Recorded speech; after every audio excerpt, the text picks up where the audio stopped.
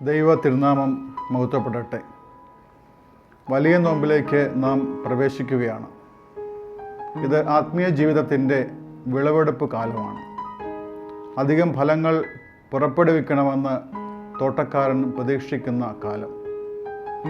തായ്തണ്ടിനോട് കുറച്ചുകൂടി ചേർന്ന് നിൽക്കുവാൻ ഉള്ള നാളുകൾ. പ്രാർത്ഥനയും പരിത്യാഗവും നോമ്പും ദാനധർമ്മങ്ങളും വഴി ആത്മാവിൻ്റെ ഫലങ്ങൾ ധാരാളമായി പുറപ്പെടുവിക്കുവാൻ വേർതിരിക്കപ്പെട്ട കാലം, നോമ്പ് കാലം.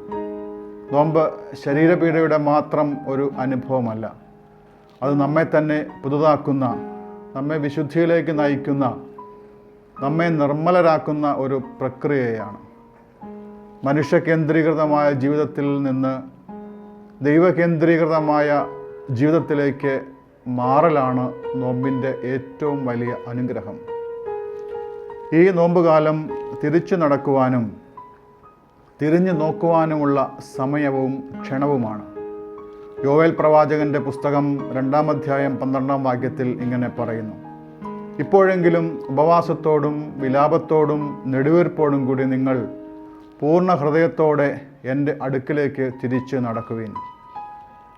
ബാഹ്യ അനുഷ്ഠാനങ്ങളുടെ നിർവഹണത്തിൽ നിന്നും മാറി ആന്തരിക മനോഭാവങ്ങളുടെ പുനഃപരിശോധനയ്ക്കും മാറ്റത്തിനും വിധേയമാകുവാനും അതുവഴി ഹൃദയപരിവർത്തനം നേടിയെടുക്കുവാനും ഒരു അവസരം ഈ നോമ്പുകാലം നമുക്ക് നൽകുന്നു.